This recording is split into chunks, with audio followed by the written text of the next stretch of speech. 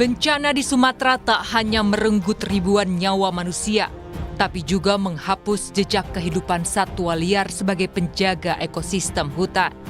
Di tengah puing-puing kayu, lumpur, dan reruntuhan, alam seolah ikut menangis atas kerusakan yang sebagian diciptakan oleh manusia sendiri.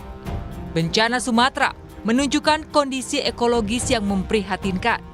Banjir bandang dan longsor yang dipicu oleh hujan ekstrim dan kerusakan hutan telah mengubah wajah alam di sejumlah daerah. Bencana ini pun ikut merenggut ribuan jiwa satwa liar yang juga terdampak parah akibat hilangnya habitat mereka. Dari data per 15 Desember 2025, BNPB merilis jumlah korban jiwa akibat bencana di Sumatera kini menembus 1.022 jiwa, 206 hilang, dan 7.000 jiwa terdampak. Hanya saja, di balik angka itu, tak ada angka yang ditampilkan untuk menghitung jumlah satwa yang hilang, terluka, bahkan mati. Padahal ini adalah duka yang lain yang juga harus diketahui. Seekor gajah Sumatera ditemukan mati, terjepit di antara tumpukan kayu gelondongan yang terseret banjir bandang.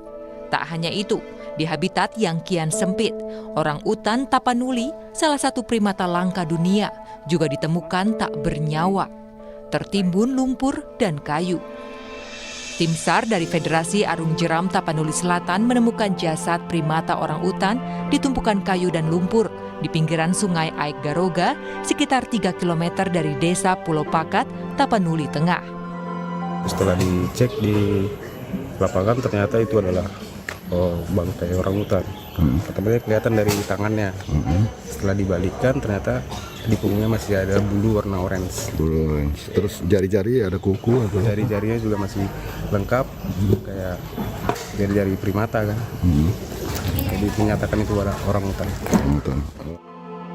Kawasan yang ikut terdampak dalam bencana di Sumatera, salah satunya memang merupakan jalur jelajah satwa liar. Ini Pongo tapanuliensis nama ininya. Baik. Itu adalah binatang paling langka yang sangat dilindungi gitu loh Mas. Ya, kita Dan harus itu jaga hanya bersama ada di ekosistem Batang Toru. Ya. Itulah maka saya sangat concern sebetulnya itu ada di ekosistem Batang Toru namanya. Batang Toru, baik. 2018 yang lalu, saya waktu itu sih masih ketua Komisi 7 dengan ketua Komite 2 DPD RI bersama 3 bupati, Bupati Tapsel, Bupati Taput, Bupati Tapanuli Tengah. Karena koridor ekosistem Batang Toru itu ada di 3 daerah ini untuk kesepakatan bersama menjaga ekosistem Batang Toru gitu loh. Maka begitu saya bupati di Februari yang lalu, saya sebetulnya sudah melihat bahkan menyurati di Kementerian Kehutanan untuk menjaga ekosistem Batang Toru ini gitu loh Mas. Tetapi masih ada beberapa izin PHAT melalui siku mereka yang mengambil kayu, padahal itu adalah di ekosistem Batang Toru. Ironisnya, di saat manusia jadi penyebab rusaknya alam, justru satwa yang ikut menanggung akibatnya.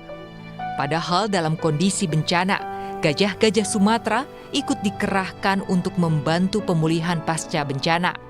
4 gajah Sumatera dari Pusat Pelatihan Sare dilibatkan dalam penanganan pasca bencana di Desa Menasahbi, Kabupaten Pidijaya, Aceh. Gajah-gajah tersebut ditugaskan melintasi medan berbahaya di Kecamatan Merah 2 yang tidak terjangkau alat berat.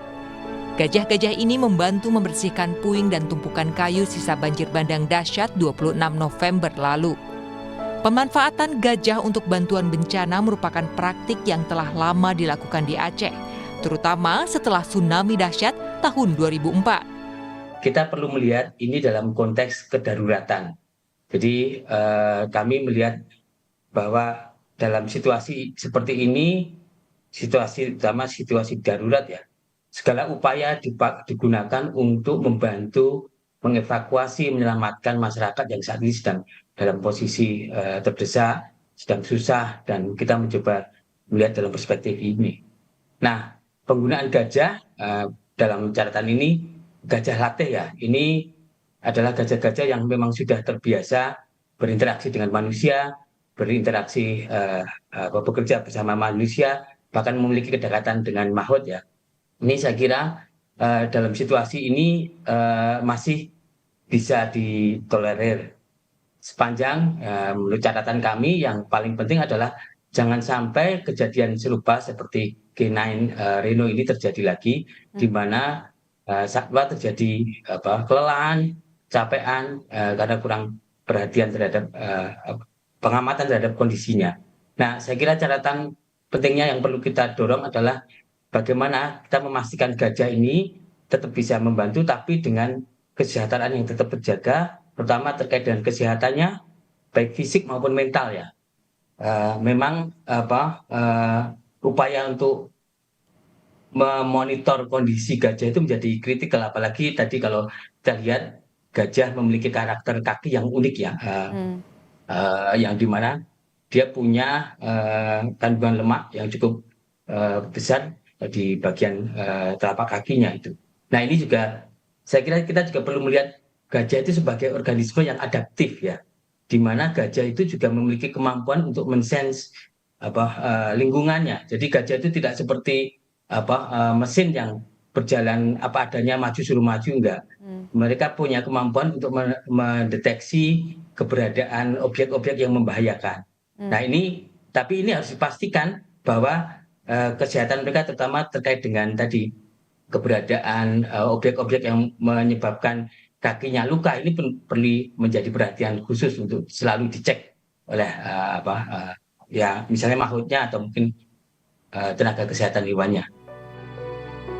BKSDA Aceh memastikan seluruh gajah dalam kondisi sehat dan mengimbau para perusak hutan untuk melihat kerusakan di Sumatera, kembalikan fungsi hutan seperti yang seharusnya dan jadi rumah bagi satwa-satwa.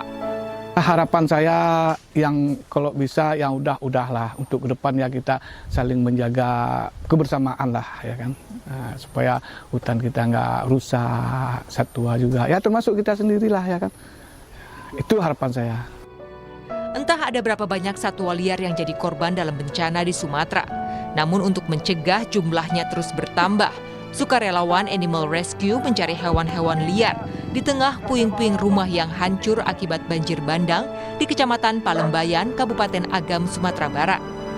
Relawan Animal Rescue dari Center of Orang Utan Protection menyusuri lokasi terdampak mencari hewan yang bisa ditolong.